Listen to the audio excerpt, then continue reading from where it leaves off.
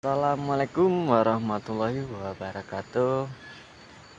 Oke, ya masih ketemu lagi bersama Mas Han yang membahas dunia perkopian dan percapaian sedikit-sedikit.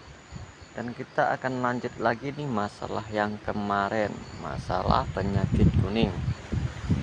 Oke, penyakit kuning ini ya jika kita tidak atasi nanti akan menyebabkan ya gagal panen gitu ya. Mengapa bisa menyebabkan gagal panen? Ya itu tadi karena pendaunannya itu kuning. Artinya apa? Jika kuning dia tidak memiliki zat hijau daun. Nah, sedangkan fungsi zat hijau daun adalah untuk melakukan fotosintesis. Nah, sedangkan hasil dari fotosintesis yaitu adalah salah satunya pembuahan. Nah, begitu ya. Pembuahan itu hasil dari fotosintesis atau istilah lain cadangan makanan. Jadi buat teman-teman ya yang ibaratnya sudah terkena penyakit kuning, segeralah lakukan ibaratnya pengobatan ya gitu, sebelum dia parah ini. Karena ya pada hakikatnya dia sebelumnya juga hijau ya. Juga hijau, jika sudah ada tanda-tanda sedikit demi sedikit kuning, nah berarti dia sudah mulai berguyur. Nah gitu.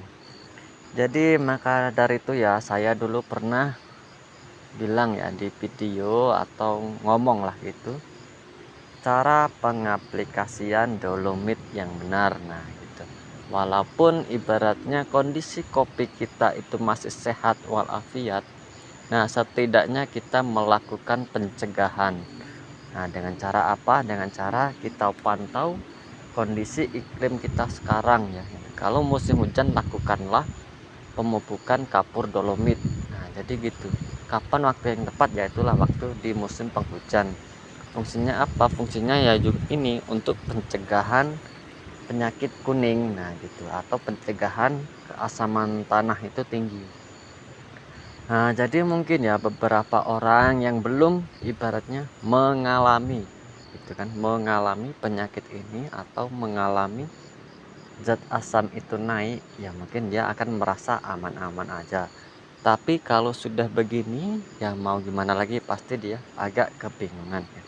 Makanya guna kita itu memahami salah satu penyebab ibaratnya unsur hara tanah itu asam.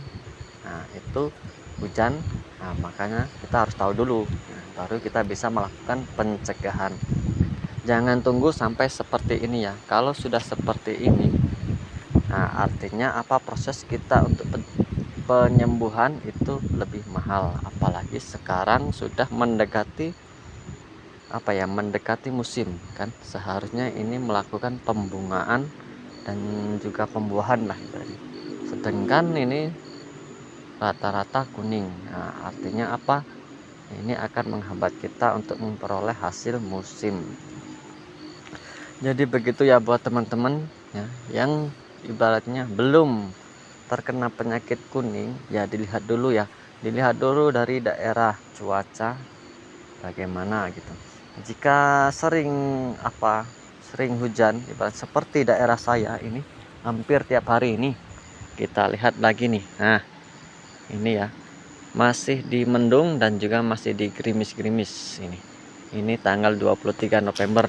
Nah, artinya apa? Curah hujan di tempat kami ini tinggi. Nah, ini sebenarnya harus melakukan pemupukan dolomit ya. Gitu. Nah, sebenarnya ini ya, mengapa ini kuning ya ibaratnya, tapi di sebelah sana kebun tetangganya itu bisa hijau gitu. Masih sehat walafiat. Nah, kemungkinan besar ya kebun kopi yang ini adalah kurang melakukan pemupukan gitu.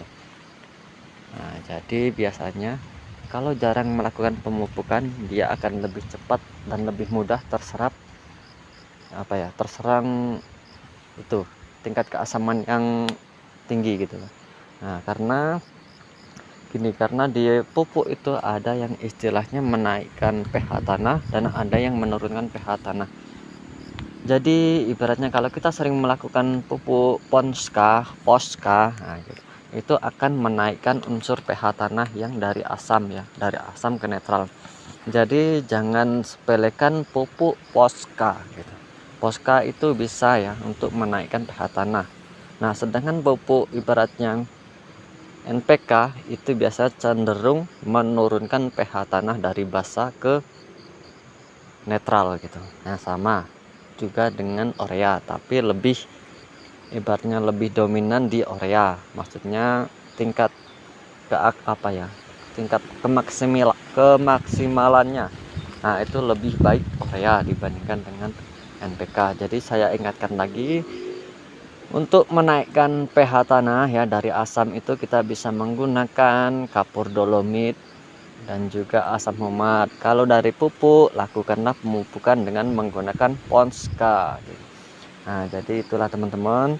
Jika nanti untuk menurunkan pH tanah dari basa, bisa kita menggunakan urea dan juga nanti dilanjutkan dengan menggunakan NPK. Jadi buat teman-teman yang belum terkena penyakit kuning efek musim penghujan ya, atau efek zat asam tanah itu tinggi, ya segeralah lakukan pemupukan dengan menggunakan kapur dolomit sebelum terjadi hal-hal yang seperti ini.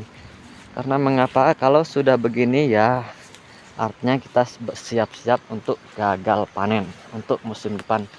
Dan kita lihat lagi ini ya, ini banyak ini ya. Nah, ini banyak. Nah, jadi buat teman-teman segeralah lakukan tindakan ya untuk pencegahan ibaratnya penyakit kuning. Nah, seperti saya jelaskan tadi, saya ulangi lagi biar lebih jelas. Karena apa? Kalau sudah terserang penyakit kuning, ibaratnya tumbuhan ini akan terhambat melakukan fotosintesis. Nah, apabila terhambat melakukan fotosintesis, artinya dia mengurangi ibaratnya produktivitas pembuahan gitu. Nah, kalau bahasa lainnya itu bisa dibilang cadangan makanan. Jadi intinya begitu buat teman-teman ya.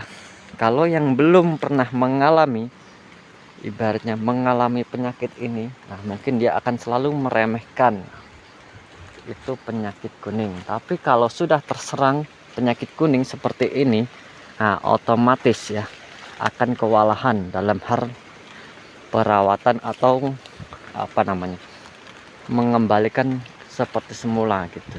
Karena untuk mengembalikan dia seperti semula ini cukup lama ya waktunya, nggak butuh 1 hari 2 hari, bahkan mungkin 1 bulan 1 tahun gitu, apalagi kalau sudah full kuning. Nah, jadi buat teman-teman ya, saya ingatkan sekali lagi, segeralah lakukan pencegahan ya sebelum kebun kopinya itu terserang penyakit kuning akibat efek asam tanah ya, keasaman tanah itu tinggi, supaya nanti dia bisa netral.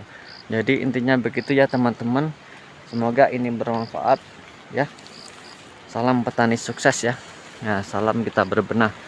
Oke, assalamualaikum warahmatullahi wabarakatuh.